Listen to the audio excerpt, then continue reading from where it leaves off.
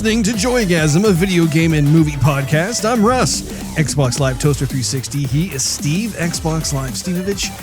And you've got a friend in us in episode 127 today, June 21st, 2019. We're going to have a little howdy doody time before we dive right into our topic of the day, which is the Toy Story 4 review. Steve. Yes, Russ. How are you? It's the weekend. TGIF. It's close. It's close. It's getting there. You know, actually, It's so close I can taste it. it's just about there. Just about, Russ. It's right there. It's right on the cusp. I can touch it.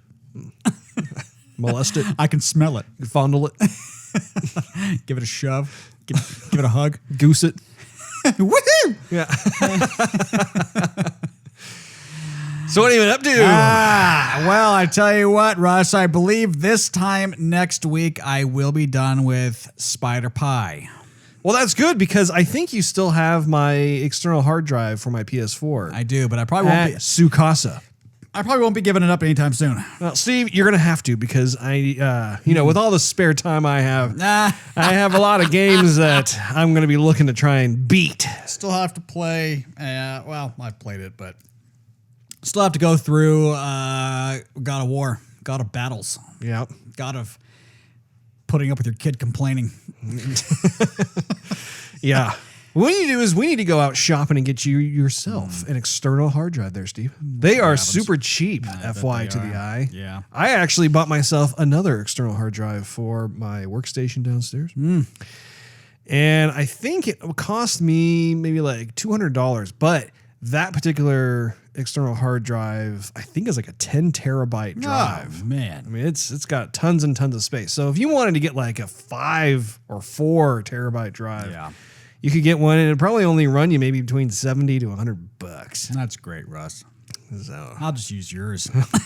I'm taking it back, and you're gonna have to be stuck playing Xbox games for a while unless you get yourself your own one. Yeah, you've been borrowing in mine for about a better part of a year now. Came with the deal. Came with the package. Did not come with any deal. You said, I'm going to sell you my PlayStation. I got all these games downloaded on it. Oh, great. And I'm like, I'm taking all those back. And there is a way to do it. We just haven't figured out. Yeah, there's something that we're not doing right because I have several friends who have contacted me based on those conversations that we had. Yeah. And they said, no, it does work. There's something that you're not doing right. Yeah, okay. Well, until that works, it's part of the deal. No, it ain't. I'm taking it back. Well, you friggin' figure I've it been out. wanting to play God of War, my PS4 Pro, to check out the graphics ever since I got the system. Yeah, okay.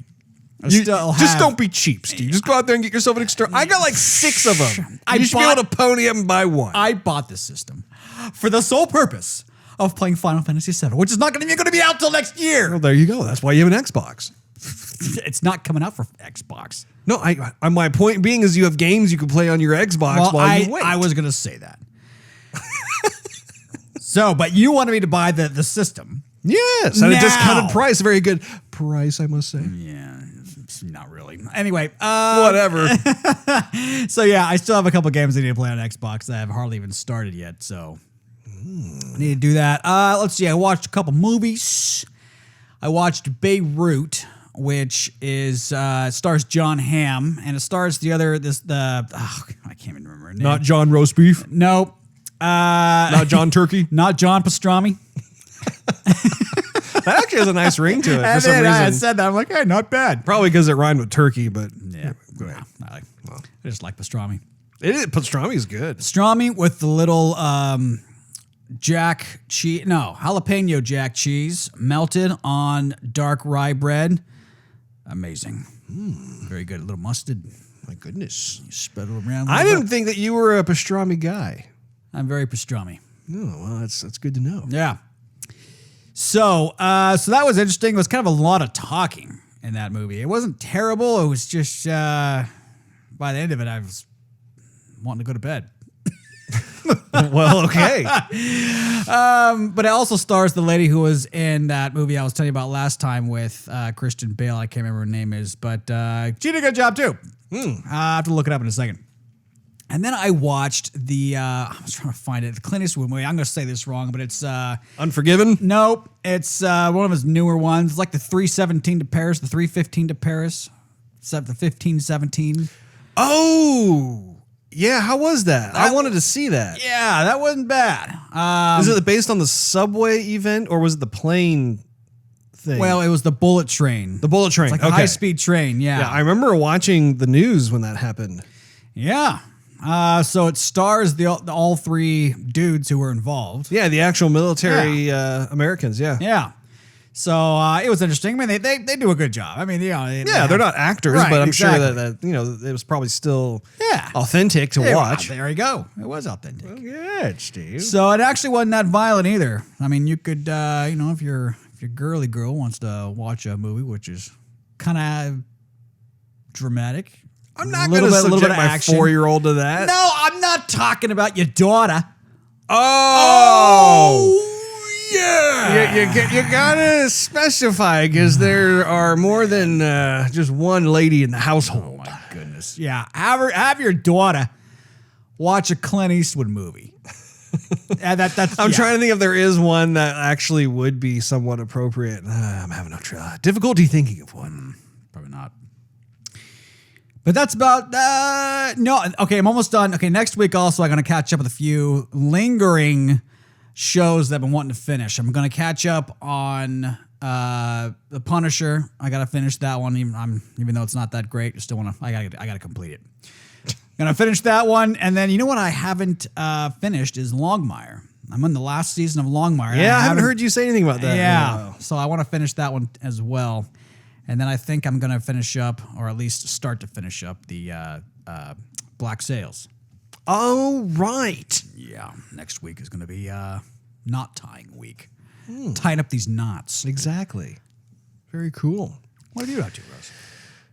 I've been doing a number of things. First of all, I watched The Girl Next Door, which I don't know if you've ever seen. But Yeah, I'm not into watching chick flicks by myself.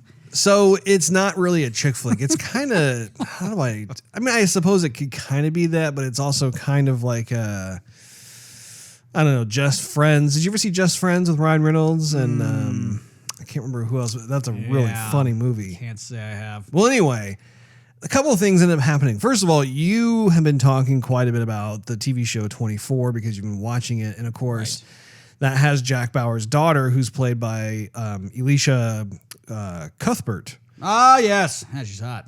And yes, she's very beautiful. But what was interesting was that I was actually on the Xbox store looking at just deals and stuff, and they had a grouping of movies that they were making available to rent for like 99 cents. And I was like, oh, okay, well, let's see what they got. And that was a movie that I always wanted to check out because I think it came out back in like 2004, if I'm not mistaken.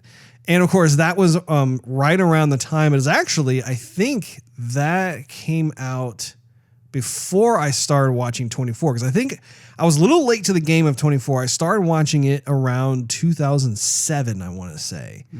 But I believe that the movie itself had come out around that 2004 timeframe. Anyway, I really liked her in 24. I thought she was really cool. Obviously, she's been more, I want to say her career, she still is in movies, but I haven't seen a lot of like the front running type of films. I think she's also really involved with TV. I think there's like multiple TV shows that she's working on, but in any event, saw the movie. It was a fun movie. It was actually something that like, it's very reminiscent of the early 2000s in terms of like the types of movies that came out during that time. Like if you recall, like Van Wilder came out and around that time frame, and there were a bunch of others too that were just, I think, like Euro Trip and Road Trip and some other ones.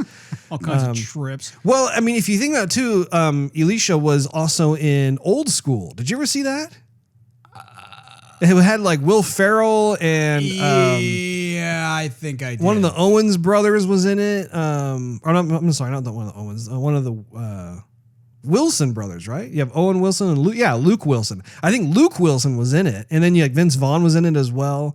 Anyway, did you see it or not? I did see it. Okay, she was the girl, the college girl that Luke Wilson's character ended up hooking up with. And consequently, I think was the daughter of her boss, or excuse me, of his boss. And so like they kept having these run-ins of like seeing each other. He's like, So anyway, really, really cool to be able to finally watch it. You should check it out. It's actually, it's worth a watch. Oh, okay.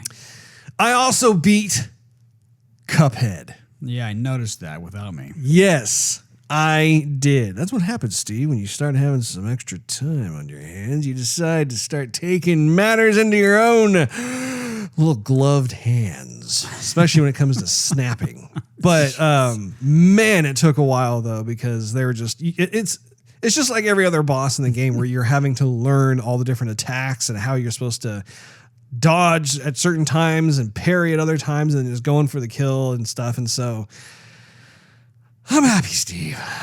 I'm very, very happy that I can finally put that title to bed.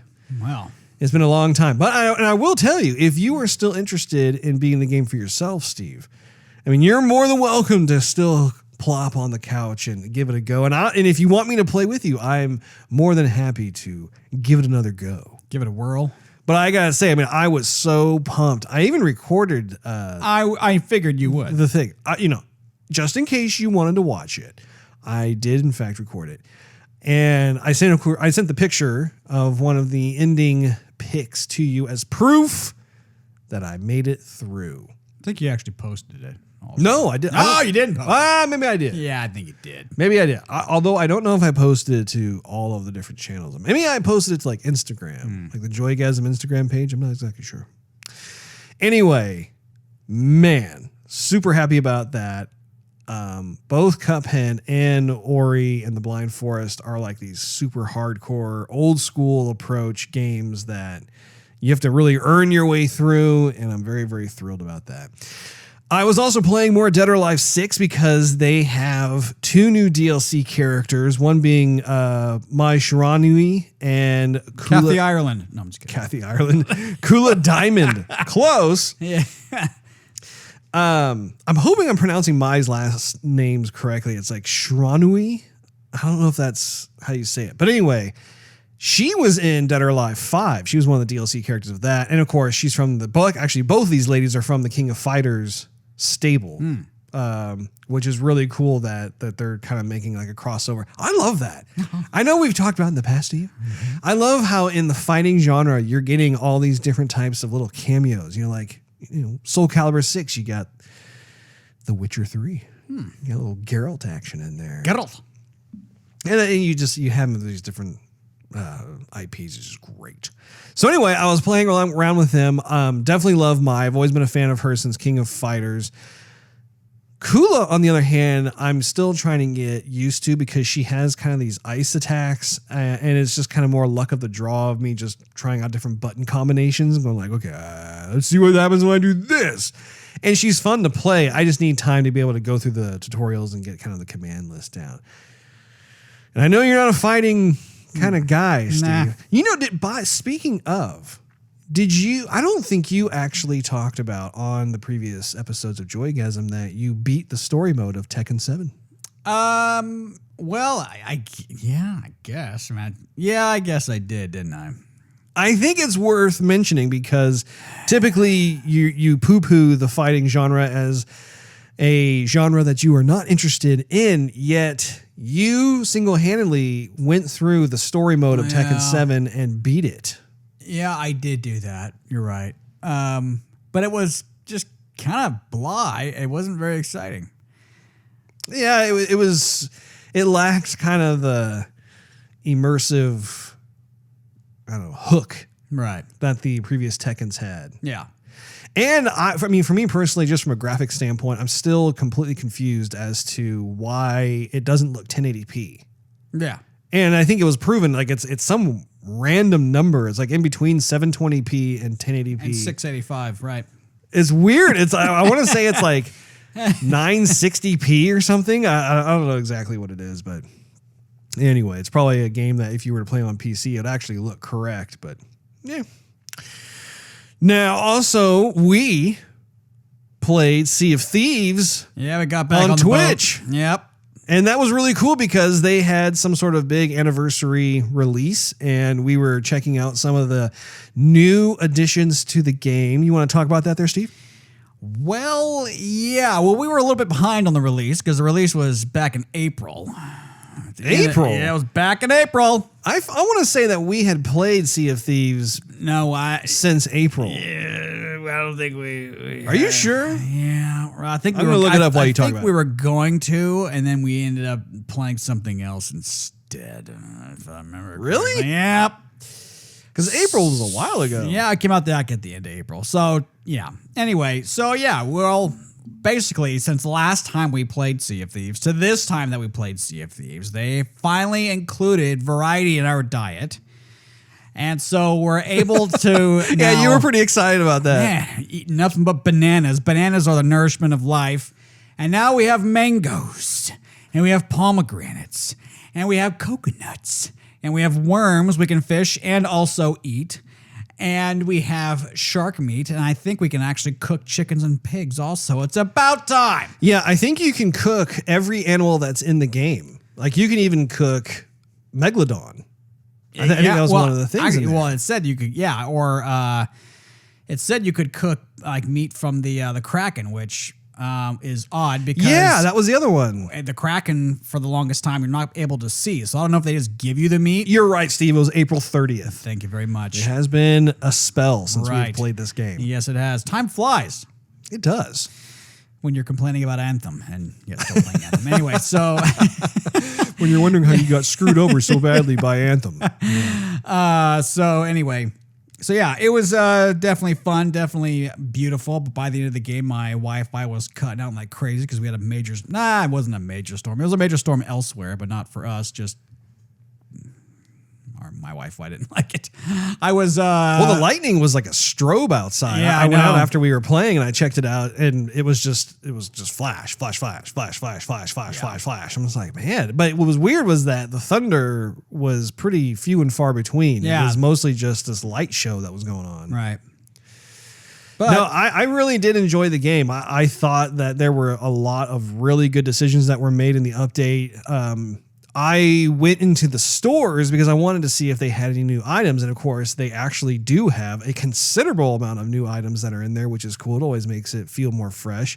But also, I really appreciated the UI design update that they deployed with the various merchants. So regardless of whether or not you're looking at new parts for your ship or you're looking at new clothing items or weapons or whatever, what's really nice is that they have partitioned each section at the top. So you have these little icon circles that are up there, and you can literally tab between them. Whereas before, they kind of just shoved it all together, and you were just paginating through, like depending on how much any given merchant had, like you would have to paginate like 2 to 5 times to look through stuff. And it, like I said, there really wasn't a whole lot of order to the items themselves. I was supposed like they kind of sort of organized like what the Buldrats would have versus like Buldrats or Bildrats? Bildrats. I'm sorry.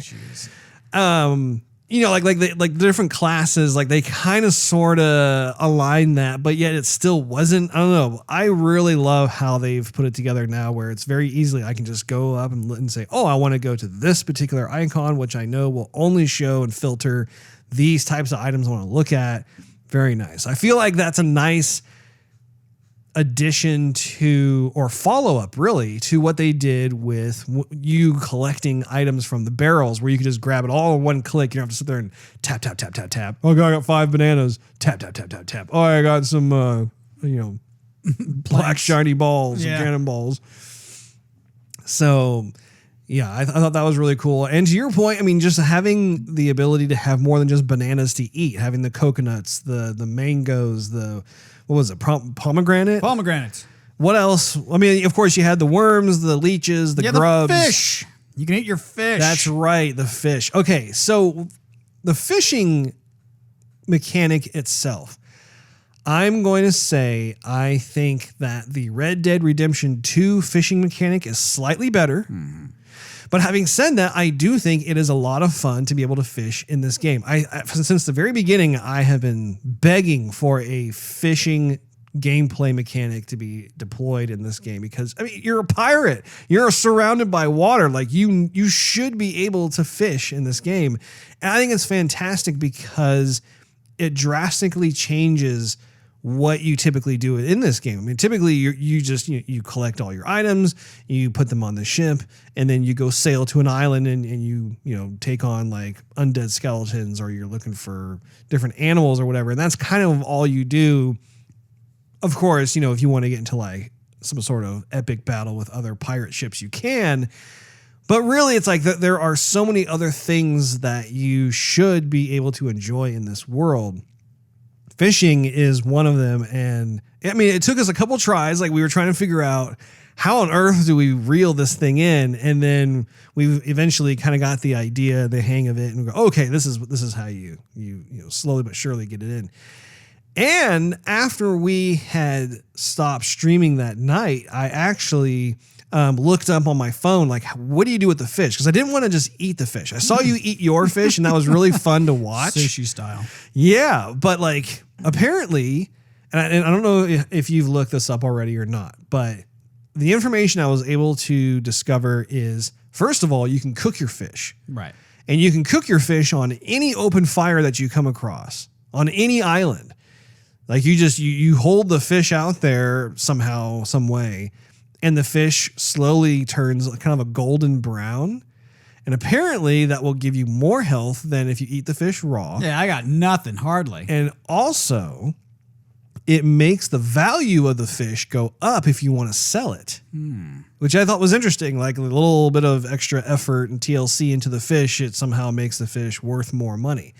Now, the other thing is that if you noticed, when you hit the menu button, you'll see like there are new, I don't know what classification does it fall under. It's like under your commendations or whatever. But anyway, they have this whole new list of commendations that are associated with fishing and selling it and everything else.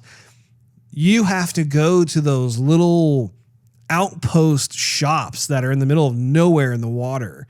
And that's where you interact with people who are willing to buy your fish. And that's how you work towards unlocking those commendations and those titles and stuff. So I ended up taking that one fish I did catch, which was the big blue one. It was like the trophy something or other. I can't remember what it was, but like, took it to the guy, and I didn't cook it because I didn't know anything about that at the point in time. But sold it for a little bit of gold, and then was able to start that process of that particular commendation. So I don't know. I think it's going to be a lot of fun. And I think it's going to be cool to be able to get with a group of people and maybe just take those breaks where, like, we've brought the ship back into port and we're just going to hang out at the dock and do some fishing and stuff. I don't know. I think there's a neat dynamic that is being introduced into this where it's just chill. I think so much of the game is like running around, collecting stuff, shooting stuff, having those pirate battles, but you don't really have anything to do where you're just kind of hanging out, having fun, catching fish. And I don't know. I, for one, am pretty pleased about that. What say you, Steve? Well, anything more than what's been happening for the last half a year is a plus, Russ. Yes. Very much so. Do you find that you enjoy the fishing mechanic? I think it's fine. I think I might get bored of it a little bit quick.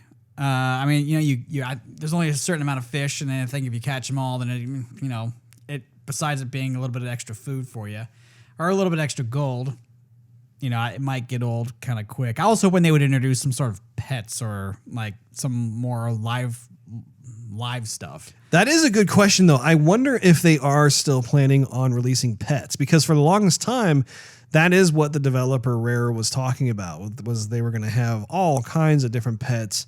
But I think they ran into some kind of technical issue or something, so they delayed the release of that. I'm still hopeful that will eventually happen. And I want like a pet octopus or a pet squid, something like that. I want something very oceanic. Very inky. Yes, very much so. And I want it to be attached to my head. I'll just take a crab. I'm simple. I don't even know if they're going to have crabs. I mean, if I remember correctly, they're going to have a cat, a dog, a monkey, Well, that's no fun. I mean, a monkey's kind of interesting, but a cat and a dog. a parrot. Well, I would assume a parrot. I would like there would be a parrot, a monkey, a crab, a octopus of some sort. You know, stuff that you would kind of associate with pirates and or sea life, Just some kind or island life. Focus on the exotic. Right. I think that's. I mean, it is nice that you have pigs that you can chase around, but they're not your pet. Or like a turtle. Little snapping turtle. Yeah. Yeah. I mean, it can live outside the water and it can live in the water, you know?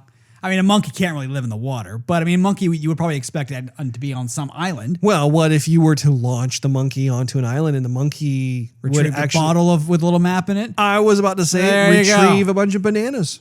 How'd the monkey get back? That is a good question. Yeah. Maybe like you would be on the island too, and the monkey could like jump off your shoulder, go run, and come back with bananas. So that like, if you're fighting the undead, for example, you'd never run out of bananas. Or you can launch him to an island that has a rowboat and he would already automatically just know how to use the rowboat and he would row back to your ship. No. I don't think that would work out. Asking for too much.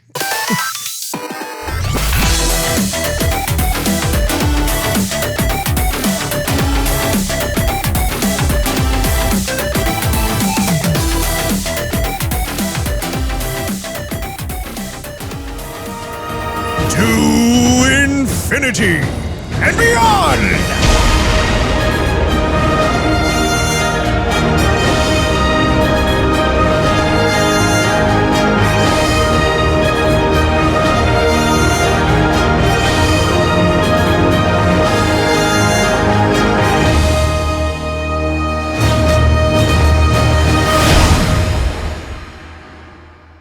Everyone, Bonnie made a friend in class. Oh, she's already making friends. No, she literally made a new friend. I want you to meet Forky. Hi. Hello.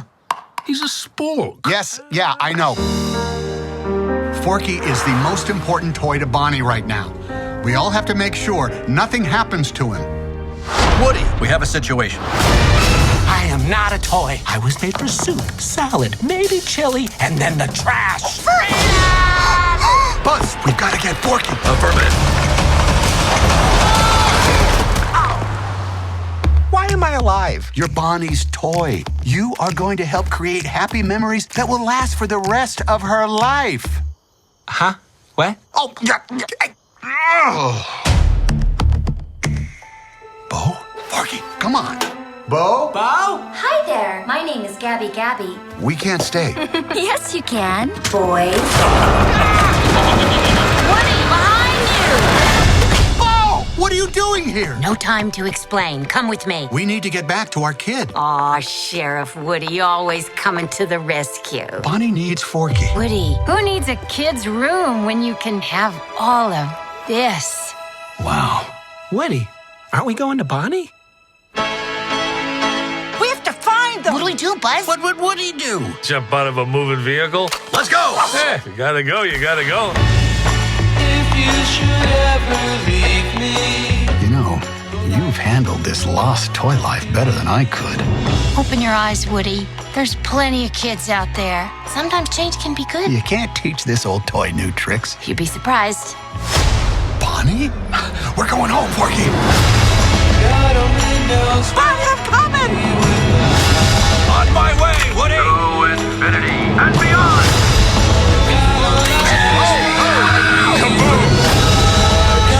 Don't let Woody leave. Kids lose their toys every day. I was made to help a child. I don't remember it being this hard. Woody, somebody's whispering in your ear. Everything's gonna be okay.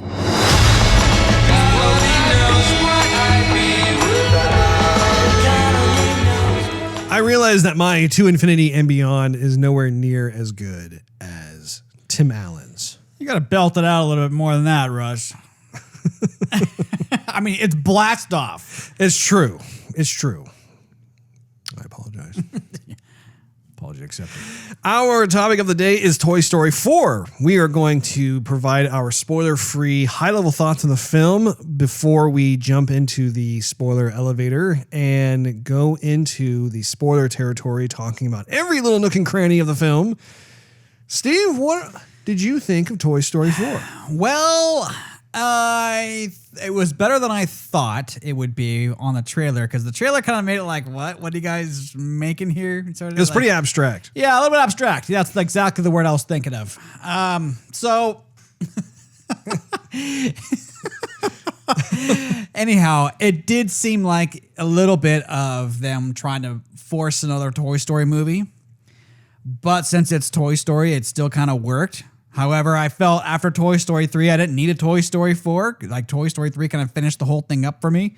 So we had this one here, and it's like, the characters are happy again. You're like, yeah, but they were happy before. And okay, well, we got another Toy Story. Let's watch it, sort of thing. I don't know. I mean, it was fine. it was fine. I just didn't, it wasn't I didn't appreciate it as much as the original trilogy. But, that being said, I had a good time with it. I wish they would have shown a lot more with some of the other toys. Some of the other beloved toys. I wish they had a little bit more screen time. I will say that. But it was nice to hear all the beloved voice actors back on screen again. And some new ones. Mm-hmm. Right you are. No charm was lost. No. And it is funny. Yes. Especially after watching it. After spending a lot of time trying to find a parking space now that school's out, everyone wants to go see movies late at night. My goodness. It wasn't too jovial when we got to the theater, but I was laughing during the movie, so that's good. Well, good, Steve. I should have got some popcorn. No, Russ, I was kind of had an itch. Well, let me tell you, I was stuffing my face. Yes, you were. I hadn't had dinner yet, so I went for the theater food. They made a lot of money off me. I got myself an Angus beef hot dog with some ketchup and relish. Got myself some nachos, some nacho cheese. I also got myself some peanut M&Ms. And every kind of hearty dinner you want. I don't think I got anything else though. I washed it down with a bottle of water. Yeah. The only healthy thing out of that entire thing. But hey, sometimes you just got to eat junk food, You guys got any chicken wraps? I was going to say, I should have ordered a small popcorn, though, because popcorn would have just sealed the deal, I think. With the M&Ms and everything else? Oh, yeah. What's weird about that food is that when you eat it all together, it just kind of works. It's it's not good for you, but every once in a while, you just eat it all together, and it's like a garbage disposal. Exactly. But that intaking garbage disposal doesn't work. Outtaking garbage disposal works, Russ. I see. If I'd ate all that stuff, I would have felt like a beach ball bumbling around back to my car. I will say I had some indigestion there when I got home. I think I was feeling a little acid reflexy. Nobody touched me. Pretty much. Well, I thought the movie was really fun. I thought that it was a risk for them to take on Toy Story 4, just because I agree with you. I think that Toy Story 3 did such a fantastic job wrapping up that trilogy. And it was a fond farewell to the characters that we had grown to love. The first Toy Story had come out in 1995, and seeing them with Andy, of course, at the end of Toy Story 3, Andy ends up giving his toys to this other kid who's a lot younger because Andy's going off to college. And that was a very bittersweet moment, but I thought it was a very appropriate way to kind of have that sunset. Fantastic moment. It was. The whole thing was just expertly done. So it was interesting, and I think it's saying something for me to say that how much I really enjoy Toy Story 4, because the entire time leading up to seeing the film, I was concerned about, okay, how are they going to be able to continue the story of Toy Story? So Anyway, I thought it was fun. I thought it was funny. I mean, I was laughing quite a bit. I thought the comedic timing for a lot of what they were doing was spot on, and a lot of it was original. It wasn't like, oh, here's that same joke that we've heard over and over and over again when this situation happens and it calls for it. Like, no, like a lot of it was just really original and funny. I mean, I really enjoyed it. So I think there is quite a bit of familiarity though with it. I mean, when the way the story progresses, we won't talk about quite yet. No. But with the way the story progressed, there is definitely some familiar moments, like the same sort of kind of ish formula. Yes. That you will notice. Very Toy Story-esque formula that, I mean, really, if you think about each one of the movies by themselves, the formula is just, it's repeated within each movie. Kind of, yeah, sort of, yeah. And it's, you know, we'll get into that. We'll get into that. Yeah. Well, I say let's sashay into the spoiler elevator here, Steve. You know, have you ever seen any of your toys come to life? I've seen them give me awkward looks. I know what you mean, Steve. Like I'll wake up, open my eyes, and something will be staring right back at me, but it's my toy. And I don't remember I left them there. So either I'm sleepwalking or they're moving throughout the night. I hear what you're saying. Sometimes I'll see a toy and I'm thinking, that toy wasn't there a minute ago. It wasn't where I left it, at least. And other times, too, the toys will be arranged in such a way where I'm just like, I'm not that clean and organized. No. Or they'll be in some sort of weird, unnatural position. I'm thinking,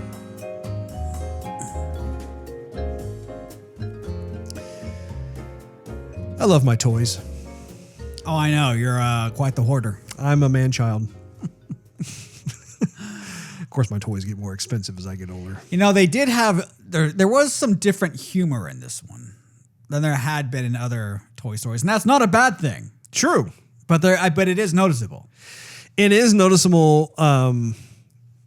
Toy Story 4.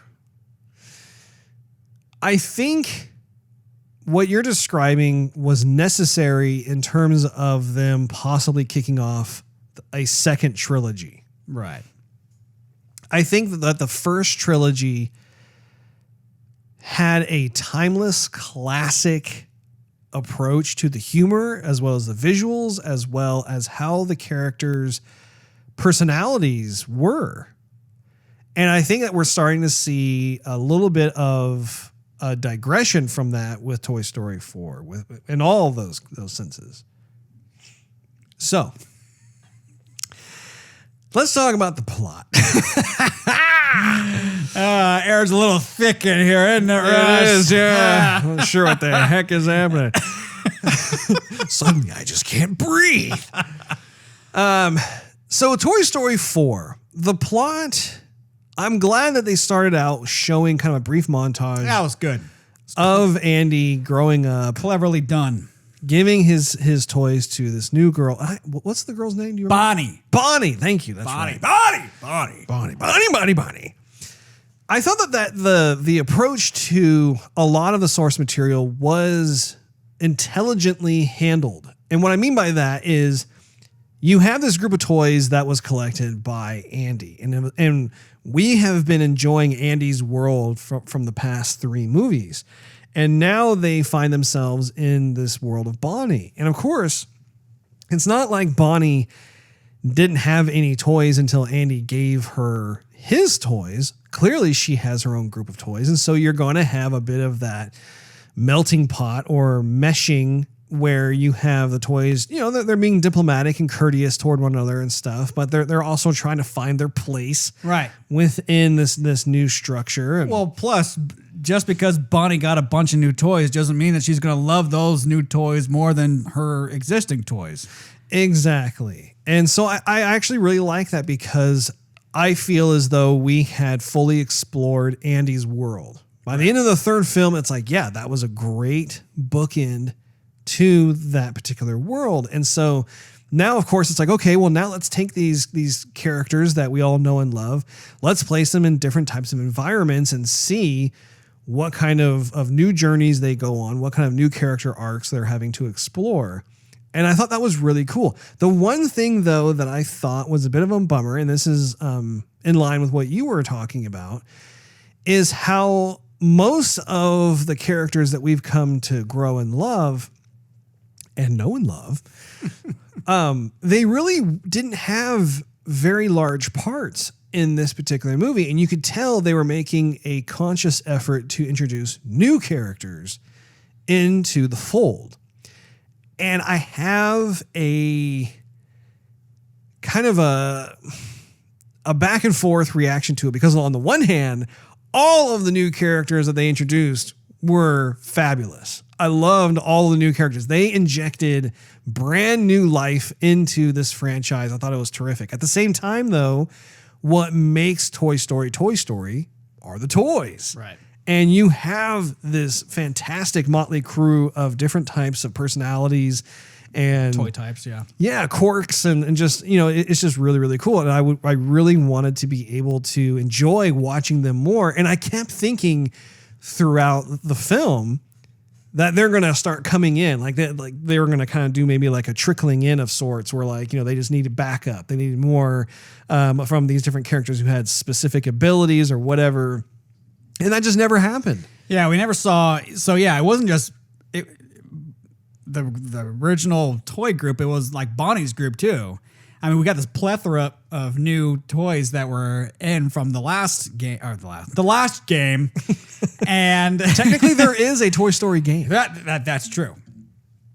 0.25% correct. Anyway, so anyhow, so we didn't see those group of toys really make that much of screen time or an entrance. I mean, we saw them. We're like, oh yeah, I remember that guy. Oh yeah, I remember that one too. And then like they're gone. You know, and then we just focus on Woody and Bo Peep and maybe Buzz, but and then the new characters, and that's about it. Yeah. Yeah, it was very much a departure of that. And I feel as though there was a bit of a missed opportunity. I did appreciate how they had the rescue mission with the RC car. That was cool, yeah. Very much in line with what you've come to expect from the previous Toy Story movies. And I mean, who doesn't like that? I mean, all the ingenuity that comes with that, I think is just great. The new characters, well, okay. Let's talk about Forky.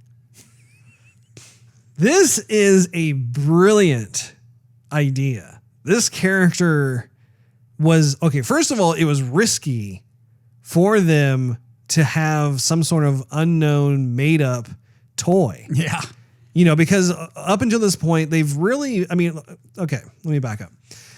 So characters like Woody and Buzz Lightyear, those are our original designs that Pixar came up with that are based off of, like Woody, for instance, was loosely based off of kind of the old classic cowboy toys that were really popular. Like the boy rag doll instead of the girl rag doll. Right. Kind of stuff, yeah. Right. And of course, Buzz Lightyear was just this culmination of different really action neat figures. modern Yeah. action figure type of stuff. But they were their own original designs, which is really cool. Having said that, though, all of the other toys are based off of their counterparts, their real life counterparts. The Army Men, the Barrel of Monkeys, the Bo Peep, Mr. Potato Head, Slinky Dog, Barbie.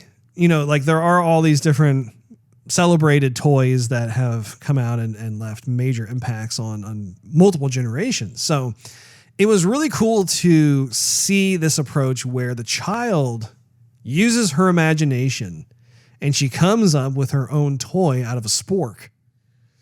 And of course, a little twisty tie stuff. Like that like just seeing that brought me back to being a kid, because that was so prevalent. Right.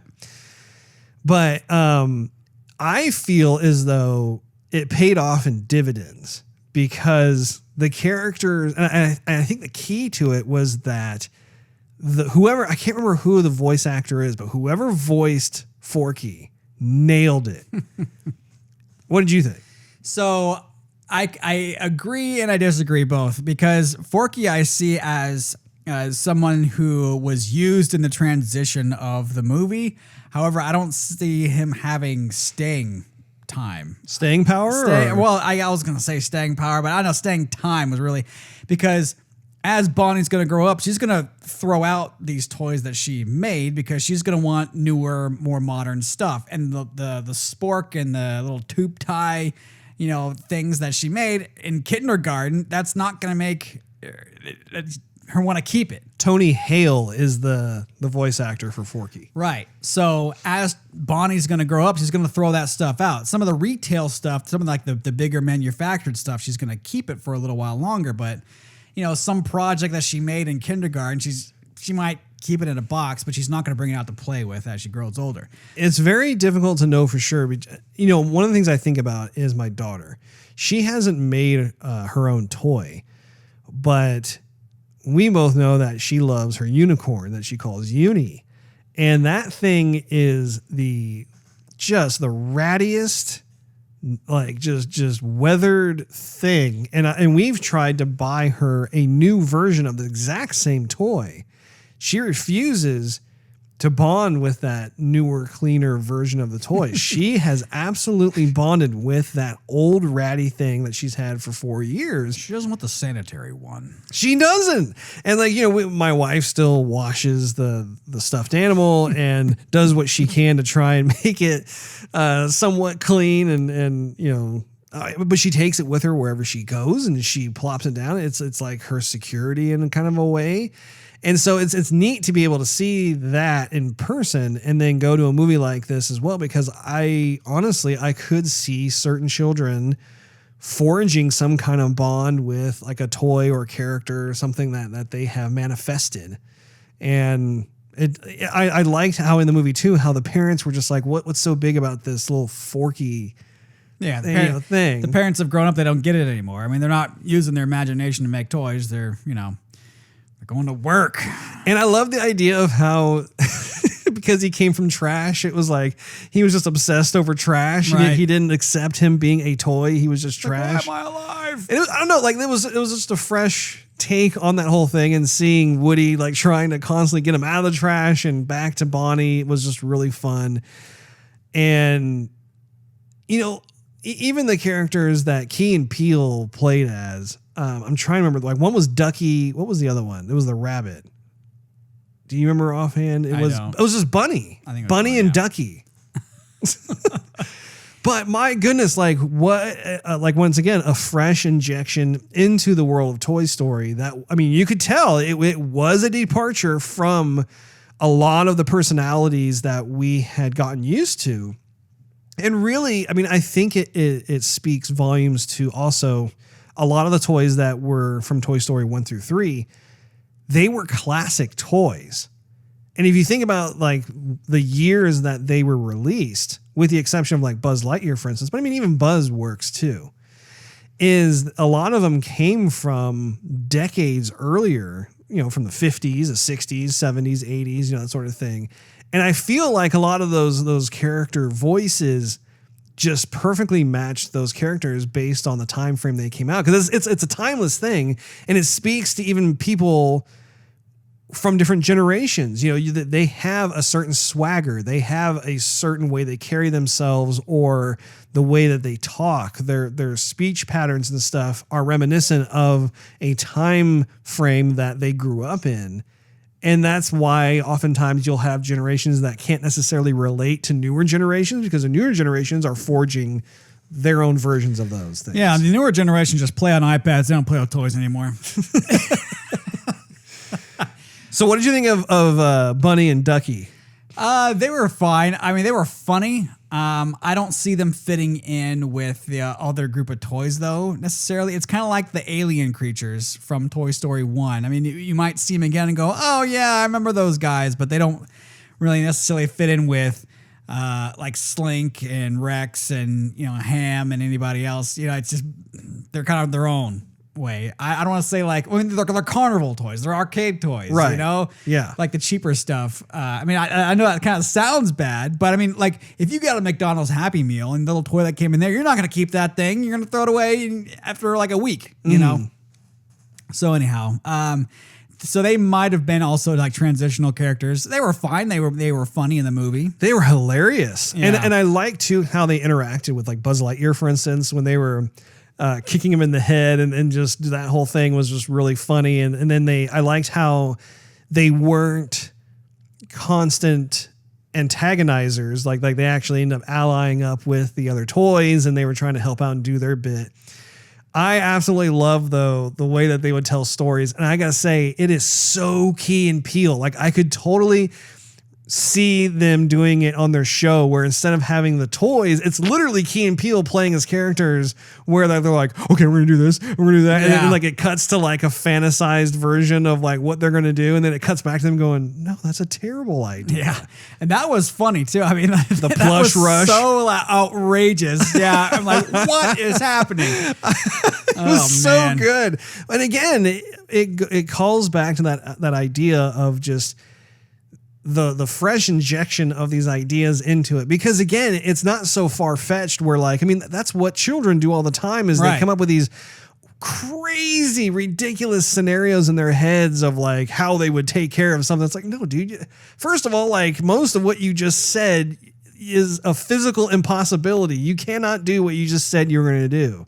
So it's just a lot of fun to be able to watch that take place on the film. One of the things too about Buzz Lightyear that I thought was interesting, well, there's a couple of things. One is that he was a lot more calm and calculated in Toy Story 4 as opposed to how he was in Toy Story 1, 2, and 3. Yeah, he didn't have as much like gusto as he'd had in the previous films. He didn't have as much gusto, but at the same time, he didn't have as much smarts. I feel like in Toy Story 1, 2, and 3, he was getting like, okay, he's accepted he's a toy, and he's, you know, being part of the group, and he understands that Woody's the leader, he's second spot. Yeah.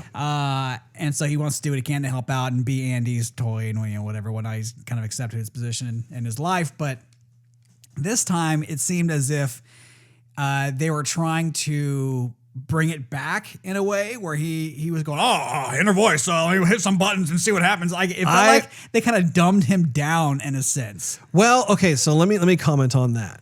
I actually really loved the inner voice thing that they had going with him, because if you recall in the previous Toy Story films, he's always kind of had delusions of grandeur. Like, when you first meet him, he thinks he's an actual like spaceman. Right.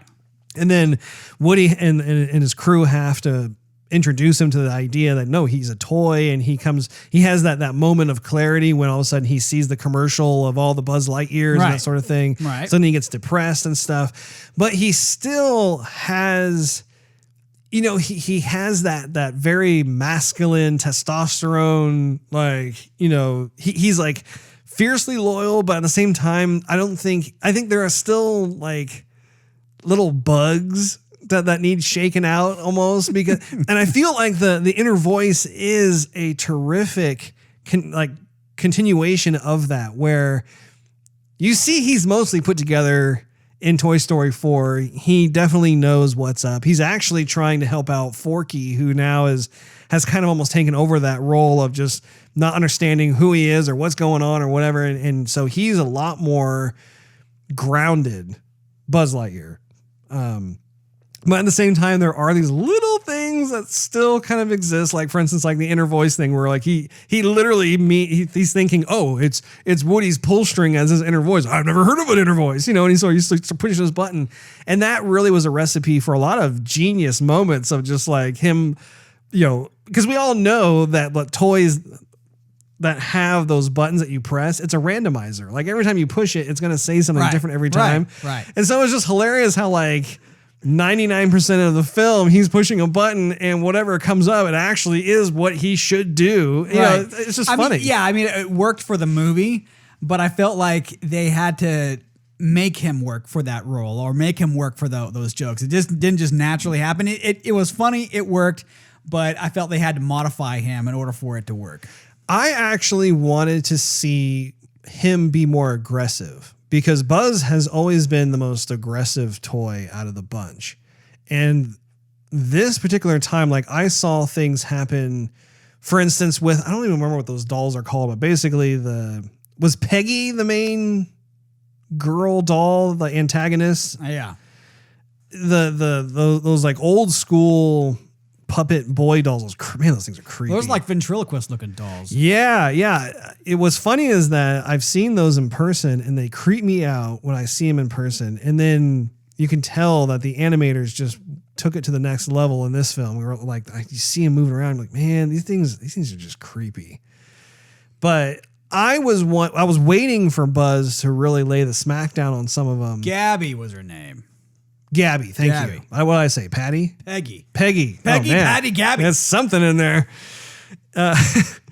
Anyway, that was something. If I had to critique Buzz, I wanted more of that gusto returned, because that is really one of the cornerstones of his character.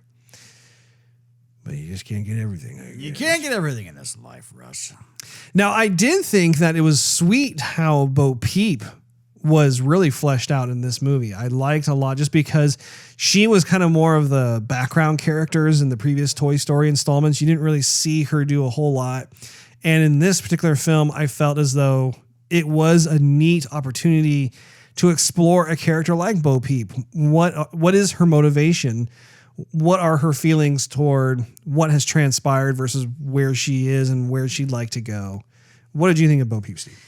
So again, another character. Yeah, I'm glad that she was on screen because you never really know what happened to her in the other films. But in a way, her character made sense for the film, but it didn't make sense for lasting power. Where you don't a toy doing what a toy does without being in a child's arms doesn't really make sense. Like, what's a toy going to do? Exploring the planet and seeing all the planet has to offer with regular life. That to me doesn't sound very interesting, but I guess it was just a send off for Woody to end up with Bo.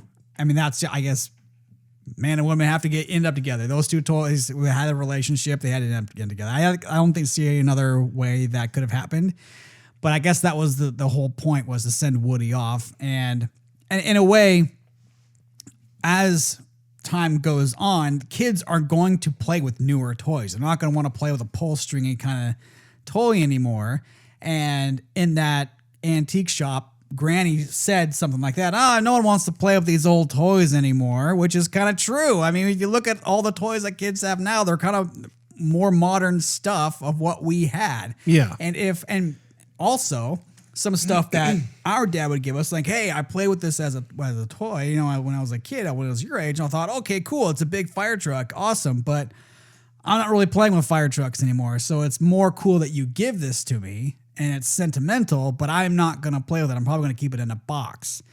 So, and the toys in the movie wanted to be played with. I mean, when Woody didn't get to go get played with, like Andy played with him, he was feeling down, and Buzz had to come over there and cheer him up. Mm-hmm. And I thought actually was a kind of a cool point where he was also looking out for Bonnie, because he's a more experienced toy with little kids than some of the other toys where he's like, hey, Bonnie needs a toy, being in this uncomfortable spot on the first day of kindergarten. I need to go with her, which is kind of cool point. But anyway, but times have moved past Woody, and so Woody's not going to get played with really anymore, even by a new kid. Mm-hmm. I mean, Bonnie wasn't playing with him. Well, and I think the movie explores that. And especially when what you just mentioned about how Woody decided to go with Bo Peep and not stick with the toys and kind of have their own adventure. Because, to your point, I do think that when they're introduced to certain toys, I do think it's an age thing as well. I think that, like, when you are between the age of 1 and 4 years old, there is a certain type of foundation or catalyst that gets formed around certain toys. And I would be curious to see what would happen, like, if you were to introduce a toy from years past to a child of that age. And I think that they demonstrated this really well in this film, where, what's her name? Peggy? Gabby, thank you. I don't know why I got Peggy on the brain. Gabby was absolutely obsessed over this one girl because she happened to look like the storybook that comes with her as a toy. And that's all she could see. And of course, that girl was actually pretty old. I mean, she was significantly older than the second girl that she came across. And seeing that girl who was lost, who was clearly upset and stressed and afraid, and seeing this toy that was there that was able to like provide her comfort and stuff. What I'm getting at is that there oftentimes are emotions that act as the glue for a child to bond with a specific toy. And I think that while it's not universal, like, oh, like this will happen with every single kid that's in the situation, I think it's neat how the movie decided to demonstrate like how in certain key situations you can have a child and a toy that perhaps you wouldn't think at first glance would stick together, but then all of a sudden it's like, oh, well, yeah, there is a chance that could in fact happen. So I don't know. In terms of Gabby, what did you think of Gabby as a character? So Gabby was interesting. I mean, they were going on about how, you get the impression that she's a villain, and everyone's saying that she's really got a quirk to her. And it's interesting with her because she was defective from the get-go. She was DOA, dead on arrival, so to speak, where you get the toy and you would have returned the toy because the toy doesn't operate the way it was supposed to operate right out of the box. Working in retail, Russ, you get a bunch of those. So you don't know what happened to those toys. Anyhow, so she has a defective voice box, and so no kid's going to want to play with it, with a doll, expecting the thing to speak at them, and it doesn't. It's not going to be as interesting. It's just suddenly a regular doll. And so Gabby's interesting in the way that she, it's kind of like this horror film thing, like, I want to steal your organ, Woody. Right. I'm like, oh, man. But it makes sense because she never got to be played with as a toy. She was the rejected toy, kind of like in Toy Story 3, but she was jealous that this girl would always come in and read this book, and she knew that this was going to be the perfect scenario, the perfect human for her. And then what happens is she finally gets what she wants, which made sense because in all these Toy Story movies, you hardly see the kid pulling Woody's string for the voice box anyway. She gets this second shot or a second chance in life, and then the person that she fell in love with, in a sense, her human, goes, I don't want to play with you anyway. Like, I'm past that, And I thought, you know what? What if if I had a second shot in life, now Russ. Oh, yeah, Steve. I mean, I'm probably as sexy as a 5'7" bald bearded man can get. Okay. You're 5'5". So, but like, what if I had a second chance and I bulked up a little bit more, or I could avoid the balding process, or, I could be a little bit taller, Thanks, Jeans. whatever. Second chance to meet somebody or to take another opportunity, whatever. I could have been a contender. I could have been a contender. Not that I want that, but there's always that what if. And so if I took back time and I did things differently, and I was different than I am today, and I go, see, here's that opportunity. What do you think? And they would have said no, still no. I would have been totally brokenhearted instead of embraced who I am. You know what I mean? And become the man who I am today. And everything is great. Everything's great, grand, nifty. And I think that's what happened with Bonnie is it wasn't about the voice box. It was just finding that. Oh, you mean Gabby? Oh, did I say Bonnie? You did. Gabby. Okay. I don't have the gift of gab. Apparently neither do you. Anyway, so, she just had to find that right opportunity and the right person. It didn't really matter what she had or didn't have, but the person was seeking comfort. And there was like that exact moment that this person needed that toy, and A plus B equals see you later. You know what I'm saying? I have got to say that the antagonists in the Toy Story films have always been pretty creepy. Well, the Toy Story 1, the antagonist was Sid. Yeah. Well, he wasn't a toy. But the toys that were in there, I mean, granted, yeah, it was more Sid, than the toys, but the toys that he manifested were just creepy too. You're like, oh my gosh. But I mean, it wasn't their fault, mind right. you. But I mean, you look, I think Toy Story 2 was probably the one film that didn't really have a character like that. I mean, you had kind of the portly, nerdy guy who was trying to get Woody and have his collection be complete. Excuse me. But, You know, in Toy Story 3, you had that like deranged Care Bear looking thing that had the cane, and he was just manipulative, and I did not like him. I'm like, man, this is weird. And it's the same thing with Gabby, where like, if you think about all the actions that took place, she was extremely manipulative and selfish and really non-apologetic. I mean, if you think about like when Woody, when she realizes that the girl doesn't want her, she doesn't apologize to Woody. She says, well, you can have your voice track thing, whatever it is, the voice recorder back, you know, and she was just saying that because she was depressed. But like, when you think about it, she kidnapped Forky. She was manipulative in learning about Woody, who she knew she was going to have a problem with. And she wanted what it was that he had that made him unique and special. And she had her like her little creepy ventriloquist dolls as like her hired muscle.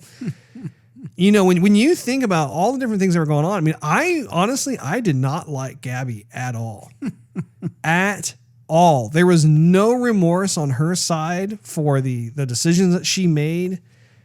And I mean, it is just, I really liked Bo Peep, how like Bo Peep knew what was up. She knew the she knew Gabby's feminine ways. She feminine wiles. She was aware to Gabby's wily tricks.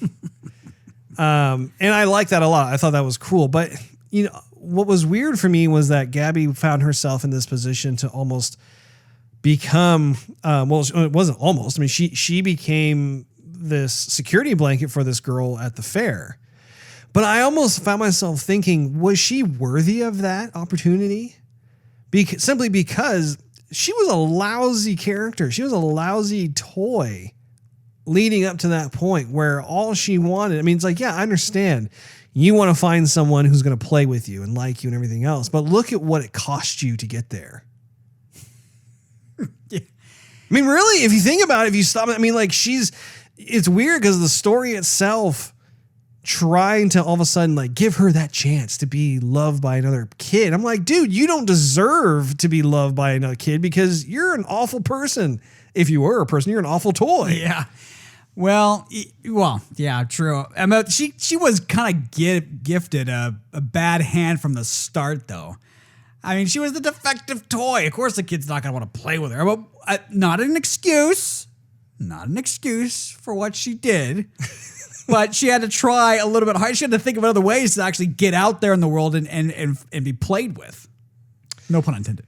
Yeah, and I get it because it was... Honestly, I mean, her character was almost like a hybrid of what happened in Toy Story 2 with Woody getting put on display along with Jesse. Jesse, yeah. And what's the tornado or what's the horse's name? Yeah. I don't know. Anyway, there was a bit of that where Woody was like, hey, I belong here. These are my toys. And, you know, so there was that kind of displayed thing, never been played with. And if you recall, in the second movie, there was that miner guy who was never taken out of the box. And he was kind of like the main antagonist where at first he was kind of like that weird, oddly welcoming toy and everything else. But then he wanted to carry out his ulterior motives because he had never been played with and therefore other toys should suffer kind of thing. It was like a hybrid of him and a hybrid of that demented Care Bear toy, that bear toy from Toy Story 3. It was like they kind of mashed those two together, and that's what Gabby was. Where, I mean, I really found myself not trusting her ever. And honestly, I thought it was really messed up how when she kidnapped Forky and held him against his will, she used him as a pawn in order to basically, I mean, when you think, it's really creepy, like if those were real people, it's basically a person holding another person hostage until the person of interest is willing to go under the knife and have surgery to remove like a kidney or something that the other character needs. Right. And so then the other character essentially, I mean, Woody basically gave up. He basically said, okay, fine, go ahead, you know. And then you got one of those creepy ventriloquist dolls who's performing the surgery on Woody to take out the voice recorder that was his. It was designed specifically for him. Right. You know, he sacrificed that part in order to get Forky back, in order to have Bonnie, essentially have Bonnie's joy restored. I mean, that is messed up. Gabby's joy restored. Hers too. Well, what Bonnie didn't even know about the other doll. No, what I'm saying is that Woody knew that in order to have Bonnie's joy restored, he had to get Forky back. Yeah, right. Yeah. You know, and that was really big of Woody to be able to do that. But honestly, dude, I hated seeing Woody in that position. I mean, seeing where like there wasn't a way out. He knew he had to do it. And he knew he wouldn't be the same toy afterwards. Yeah, that's definitely true. But the thing is, Bonnie didn't really care. So Bonnie or Gabby? Bonnie, because Bonnie wasn't playing with Woody at all. And so she True. could care less if he had the voice thing in him or not. Yeah. And so I don't think it was a dependency on Bonnie. I think it was, at that point, it had more to do with the fact that Woody was a collector's item himself. He was a classic. Right. And everything about him is something that is very hard to find. He's a rarity.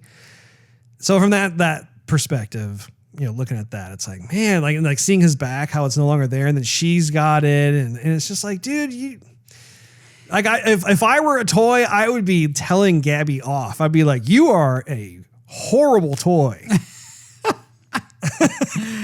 I'd make that rating go from G to rated R.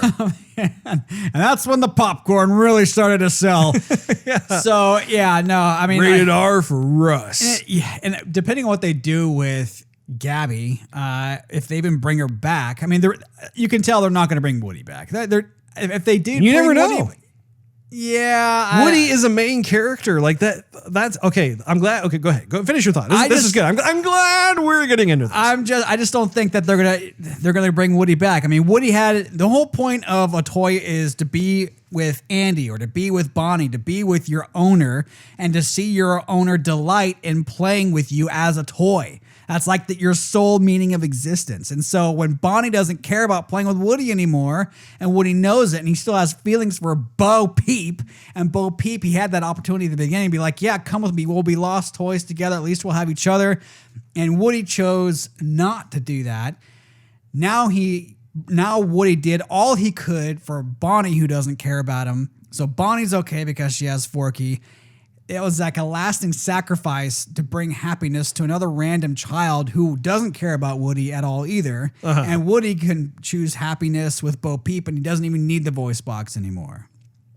And that is true. Like with the decision that he made to go with Bo Peep, it was nice too. Like, you know, Bo Peep is a ceramic toy, and it was neat to see how like her arm had gotten broken. Right. That was a lot of fun. I mean, like I said, there was just a lot of character development with Bo Peep that I've really appreciated. And I found myself just really digging Bo Peep that much more. I always thought she was a really cool character to begin with. Right. She had that real level-headed sensibility about her. But with this film, it was really cool. And when it comes to Woody departing with Bo Peep to go on their own adventures, it does make me wonder, okay, what does that Pandora's box contain? What kind of adventures would they go on? And if they make a Toy Story 5, are they going to have it without Woody and Bo Peep, or will they somehow make a return? Are they going to potentially have this new direction or this new idea where the movies of Toy Story have more to do with the world of toys? So then you suddenly have all these like sub chapters within the overall story. I mean, there are a lot of different types of opportunities from a narrative direction standpoint that they could play with. I mean, it would turn into a sandbox, really. I do think there is a risk, though, that if you go too far, you lose the essence of what makes Toy Story Toy Story.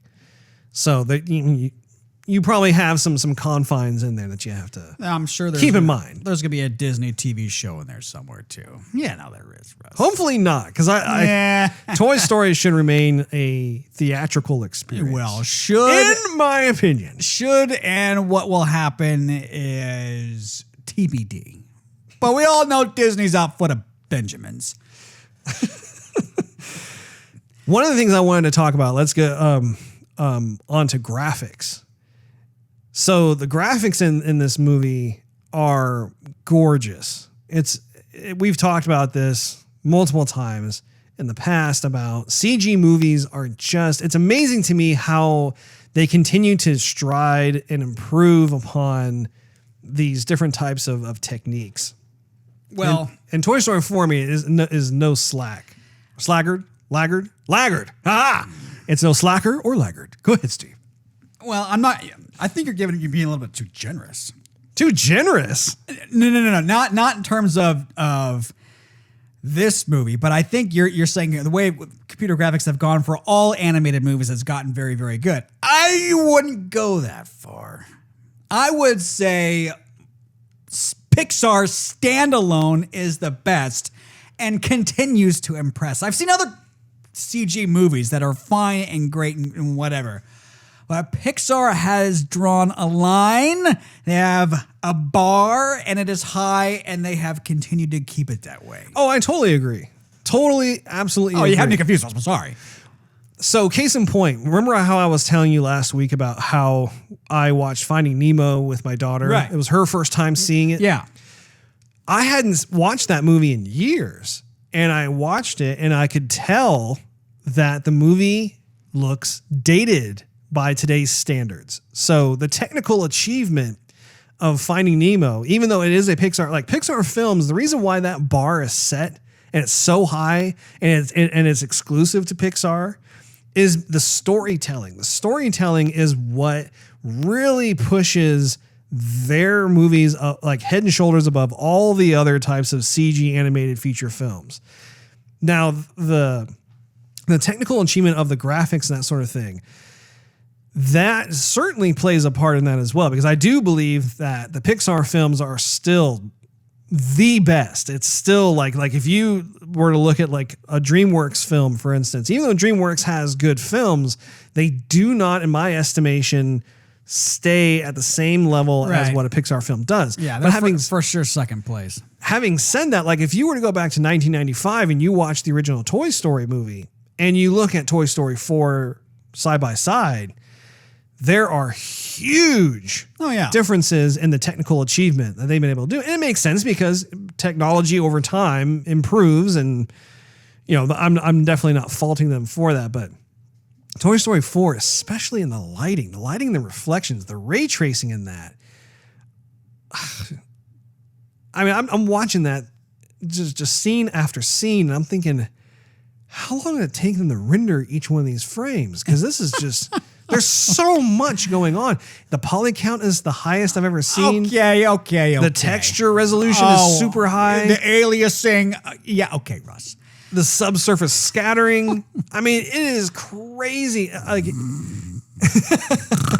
You're okay. I geek out about this kind of stuff because we're talking about things that is my area of interest here. But man, it is so cool to like just go to Pixar film after Pixar film and you see these huge leaps. Like I would say next week, watch Finding Nemo.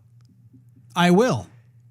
I'd be curious to hear your thoughts just on the graphics fidelity of that film. I want you to tell me if you notice that they do look dated by today's expectations. I will, Russ. I would be curious to know. I've watched that movie plenty of times. I know exactly what you're talking about. Because, Steve, I have a very discerning eye because I work in 3D modeling and animation. Therefore, maybe I'm being too picky because those are the things I look for versus someone like you who represents more of the average moviegoer. What I look for, Russ, I mean, I get that where you're coming from. Okay, all that stuff. Yeah, I get it. What makes more of an impression on me is the expression, like the humanity of it. Yeah, they're toys. Yeah, they're sea animals. Yeah, they're whatever. However, the expression that is brought with Pixar, it could be as simple as like a lift of a certain eyebrow or one small grin that's not huge, but it's like it's There's just there. subtle And nuances. The subtle nuances. The eye glance, like the touch on the shoulder, all this little stuff that you would expect had it been one human to another human. Right. However, if you watch a plethora of other movies, Well, there's that word again. it is non-existent at all. It's not there. I agree. So that's what I'm picking up on. Oh, I know. That's what I'm picking up. What's being thrown down. So the music, of course, was done by Randy Quaid, right? Randy Newman. Randy Quaid. And really, there wasn't any kind of groundbreaking stuff with the score. It was this kind of standard Toy Story fare. In fact, I didn't think it was as memorable as some of the previous soundtracks of Toy Story. It just sounded like a kind of a rehashing, actually. But I mean, they didn't. I mean, like Buzz Lightyear, for instance. I think there was maybe a hinting of the. I didn't hear it. 101 to infinity and beyond. You know, that's that. Yeah, I don't recall. Yeah, I don't know. I just don't. Now, totally random thing. Loved the RC skunk. I thought that was great. That was funny. Oh, and the other character, what's her name? That little dinky toy, the Giggles. I remember seeing that one on TV. Well, I was gonna say it looked familiar, like her little headquarters or whatever. I remember seeing commercials for that. And I did for sure see the Captain Crash person, whatever it was. Was it Kaboom? Yeah, Kaboom. Or I've seen toys like that. Yeah, maybe not him the per se. stunt bike driver or whatever. Yeah, right. Yeah. And it was funny. I didn't think that was Keanu Reeves at all. I didn't either. I saw it in the credits and I went, what in the world is freaking Keanu Reeves? Yeah. No, I thought that was really cool how like he wasn't recognizable at all, but he still gave a very memorable performance. He's been busy. Keanu is the man. He has been busy. Got the John Wick series going on. He's in Cyberpunk 2077 video game. He's in Pixar. This is his first animated feature film, at least in Pixar, obviously. I was reading something earlier. He's in a Netflix show too. Oh, really? Yeah, I forgot the name of it, but he's in he's like 2019 has treated him well. Well, and he's earned it. I gotta say, it is always a pleasure. You're right. To watch that man do what he does. Oh, by the way, totally random. Did you know that like both he and Sandra Bullock, when they did the movie Speed, they both had crushes on each other? I think I heard about that. Yeah, that's crazy. Like, well, it happens in Hollywood all the time. Come on, but that's a couple that I would want to see together. Yeah, I think they'd make a good couple. Yeah, who was Sandra Bullock with at the time? I think she was with that tattoo dude. No, I don't think she was married that was way back in the day. Yeah, I think she was single. They were both young and single. Both young, single, and sexy. All right, well, let's get into some movie trivia courtesy of IMDb. In November of 2018, Tom Hanks claimed that the ending was emotional and, quote, a moment in history. He also added that he couldn't face the crew while recording his final lines because he got emotional with them. This came around 6 weeks after co-star Tim Allen said he could not get through the last few scenes because of how emotional they were. Really, really cool because it speaks volumes to the fact that these movies are classics. They are beloved stories. The characters are timeless. It's just, I mean, I personally love all of the characters in Toy Story. I think that they are wonderful. And I think looking at where these characters are headed, it makes perfect sense that the voice actors who have given these characters life, who have given them their soul, so to speak, probably have a bond, an attachment to them and seeing what they're going through and stuff. I don't know. I think it's really neat. They're not just there collecting a paycheck, that they actually do have this very heavy investment in these characters. Yeah, I can almost see Tom Hanks getting a phone call from Pixar like, "Yeah, we're making a Toy Story for you." And yeah, man. Yeah. I don't even care how much I'm getting paid. Let's just do it. The legendary comedian and voice of Mr. Potato Head, who was Don Rickles, he passed away in 2017. Yeah. Before he was able to record his part as the classic toy for the upcoming Toy Story 4. Rickles' family, however, reportedly contacted the studio and asked if there was any way that they could create a performance using the recordings they had already done. So that's exactly what the studio did, using the recordings from not only the previous 3 films, but also the video games, theme parks, and more. They were able to craft a whole new performance out of his voice. Pretty sweet, if you ask me. Yeah. The story for Toy Story 4 was created by John Lasseter, Andrew Stanton, Pete Docter, and Lee Unkrich.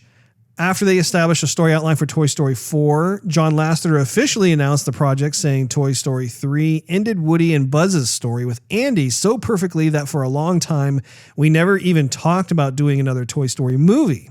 But when Andrew, Pete, Lee, and I came up with this new idea, I just could not stop thinking about it. It was so exciting to me, I knew we had to make this movie, and I wanted to direct it myself. And of course, as we had mentioned just a moment ago, this is Keanu Reeves' first Disney movie. He's a busy man. Yeah, indeed.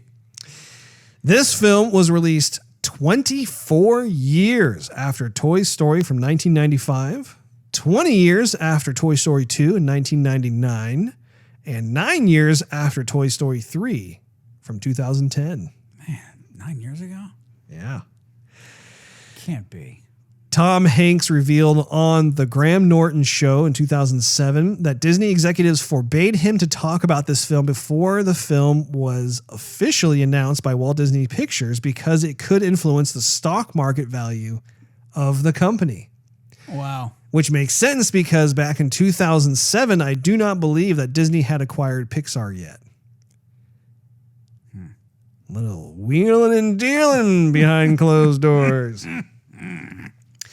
Keanu Reeves, during a meeting with Pixar, had suggested that his character Duke Kaboom would continually pose throughout. This idea was embraced by Pixar and was incorporated into the animation of Duke Kaboom. So that was Keanu Reeves' idea. I mean, this is just That's great. Funny. Yeah.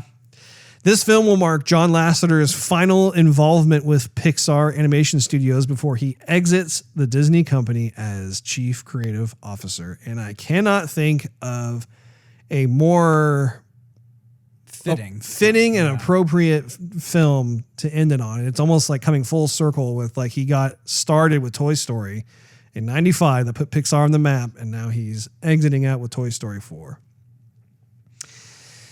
Pixar's first film to not be accompanied by a short film. I was going to mention that. Since their first film, Toy Story 1995. I was going to mention that. Yeah, you know, I actually didn't even catch that when we were in the theater because there were so many freaking movie trailers before the film. Almost 20 minutes worth. I forgot, like, what the heck I was sitting in that chair for. I'm like, what is going on? I thought the Trolls movie was the beginning of the short film. Oh, okay, yeah. And so I was like, yeah, this is great. And then the whole thing started to play out like, this sucks. Like, what's going on? You know, then I'm like, oh, it's not the Pixar short film. That's why. I think that was a calculated mistake. I think, well, not calculated. I think it was a miscalculated situation that resulted in being a mistake. Simply because the short films are opportunities for Pixar to be able to demonstrate a new type of R&D technique within CGI.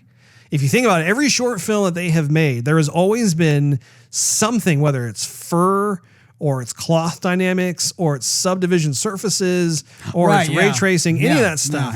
You know, when you look at it, or water dynamics, like, you know, Moana, for instance, like, if you know, with the whole lava,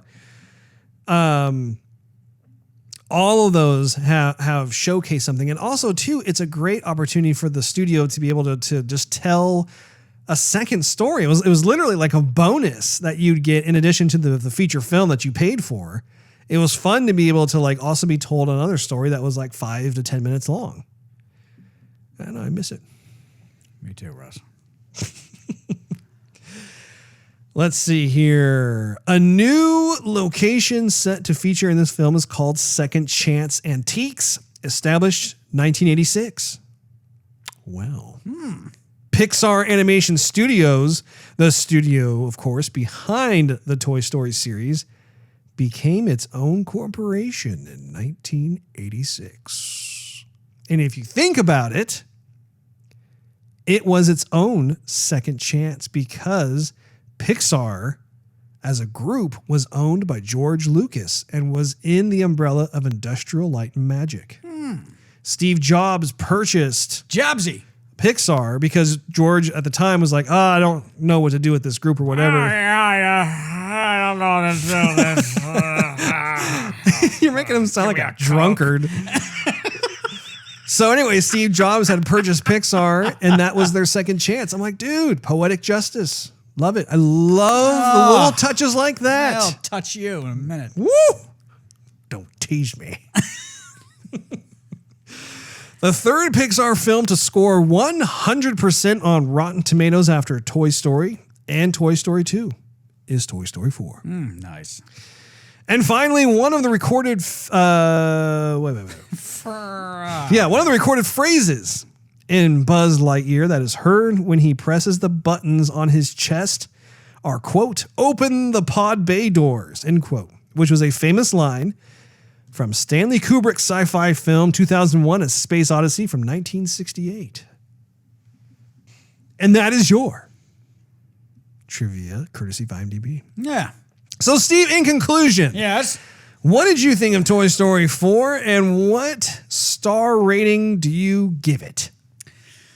Well, Russ, you're probably not going to like me for this. I don't like you for a lot of things. Yeah, I know. Well, I think I'm going to give it a 3.5. 3.5. And the reason for that is just because, I enjoyed it, but this is not going to be a Toy Story I'm going to go back to. Maybe I might feel different if I watch it a second or third time, but I don't see this one. I see it as a Toy Story continuation, but a continuation that I didn't feel really needed to be there because I was way more than happy with the trilogy that we got. I mean, the Toy Stories 1, 2, and 3 literally got better as they progressed, which is very rare because typically the first one's the best, and then and they kind of start to falter a bit as the trilogy plays out. My opinion is that of this series is the other way around. Toy Story 1 was really good, and then they got better with Toy Story 2, and then Toy Story 3 was like the ultimate finale, and I couldn't imagine a different way that this could play out. So Toy Story 4, yeah, I'm glad I saw it in the theater, and I had a great time, and I had some laughs, and I loved seeing all the characters again. They had some crazy good talent for pretty much everybody that was on screen, and it was fun and it was fine. It was fun and it was fine. I think if you're a fan of the series, you're definitely going to enjoy it. You definitely should go out and see it. I don't think this is going to bring anybody new to the series. But I'm a little bit worried where if they decide to bring out a new trilogy, this kind of has me a little bit nervous because they're on some shaky ground. Yeah, I'll still go and see it, but I just don't want to be nervous with a trilogy that's become loved. I do love this series. So to me, 3.5, above average, but just not terrific. All right, fair enough. For me, it was risky of Disney and Pixar to come out with a Toy Story 4. And it's exactly what your point is, where Toy Story 1, 2, and 3 was and is such a perfect trilogy. And they bookended it really nicely. So it begged the question, what more do they have to tell when it comes to Toy Story 4? And I, for one, really enjoyed the film. I think that it paid off very handsomely. I think that there were new types of directions that allowed for the storytellers to explore. And it really, I don't know, like the idea of a toy has tremendous amount of potential in terms of what the toy goes through, what they experience, what they discover about themselves, as well as each other. And what they're capable of. And I think that this movie almost acts as an epilogue to the original trilogy. Like if they were to ever like only make 4 Toy Stories, I would look at Toy Story 4 as a way of just like being able to have that opportunity to be able to show, okay, well, what does go on? What happens? Because in the original trilogy, it focuses around Andy and how Andy loves all of his toys.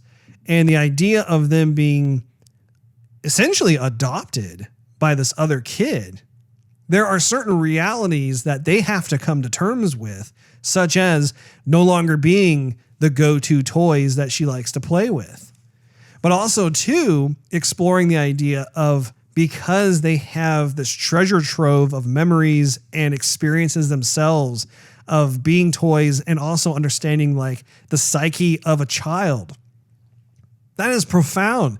It's a profound opportunity for a character like Woody, for instance, like what we talked about earlier, to understand what Bonnie was going through, to know and identify and say, hey, she's going to kindergarten. We know the types of stress and uncertainty is attributed to that type of scenario. Therefore, he almost became this nanny. It was really neat to see that side of Woody all of a sudden just be placed on display. I do think too that there are, with these newer characters, again, it's always difficult to have new characters come into the fold because you never know if they're going to be accepted or not. And I think that another example of this is in Guardians of the Galaxy. You know, when they had new characters come in as part of the team, it was a risk because you had such strong chemistry with the core team that when Guardians of the Galaxy Volume 2 came out and we were introduced to some of these other characters, we're like, is this going to work? Is this going to not? But it did. And so by the time you come to Avengers Infinity War and you see them all together, it's like, yeah, I completely accept that those characters are a part of the Guardians ship. I mean, they're part of the crew. And so I think it was the same thing with Bunny and Ducky, with Forky. You have these characters that you're just like, wow, like visually speaking, they are a vast departure from what, honestly, when you look at the group of the toys, like they have like this cohesiveness to them, this thing that works.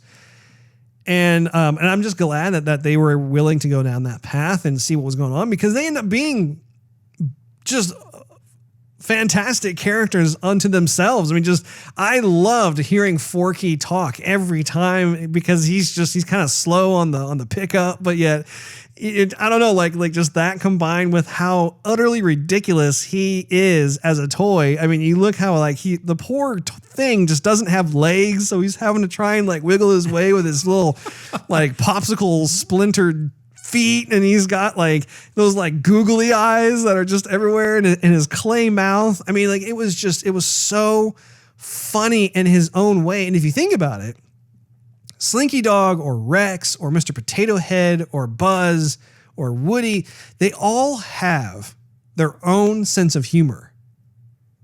I mean, think about that for a minute. It's on their own personalities.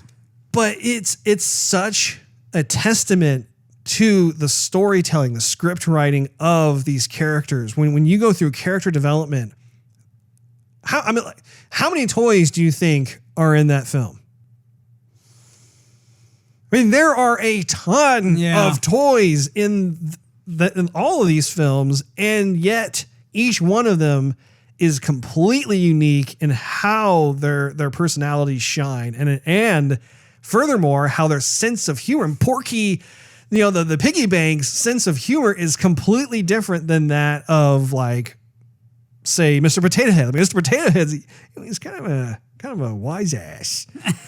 But it's just great to be able to like look at those character archetypes and be able to like just appreciate it. You know, as a viewer, I'm just like, man, like this is just quality. It's just pure quality. I don't know where they're going to take the film. I don't know, like you were saying, I don't know if they're going to make a Toy Story 5 or 6. Well, that remains to be seen. But I do find myself just welcoming the Toy Story 4 film into the trilogy. Like I said, I mean, it fits really well as an epilogue. And I'm going to give it, I'd say I'm going to give Toy Story 4 4 stars. I knew it. 4 stars. I knew it. I don't think that it was as good as some of the previous films, but having said that, I do think it was a very, very enjoyable film. I thought it was quality. What's interesting about these characters, the original Toy Story was one of the early films that inspired me to pursue the career that I'm in today. And that means a lot to me because prior to CGI, I was wanting to become an animator. I was wanting to like work for Disney and do 2D animation, that sort of thing. But I found myself really struggling with having to draw frame after frame after frame. I didn't have the endurance. And of course, I was younger back then. I was just a kid. But even going to college, I took a class in 2D animation. I mean, it takes a ton of work to do that. And I was like, man, I just want a different type of medium that I can express myself creatively with. And really, it was the first Jurassic Park movie that came out in 1993. And it was the first Toy Story movie that came out in 1995. And suddenly, I was absolutely on fire because I found my calling. I was like, this is it. This is precisely the vehicle that I want to be able to use. And so I've always had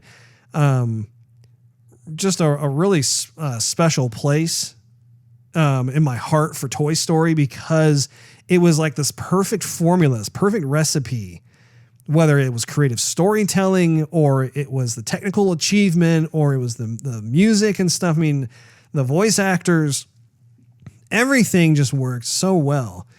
And it was neat. I found myself with Toy Story 4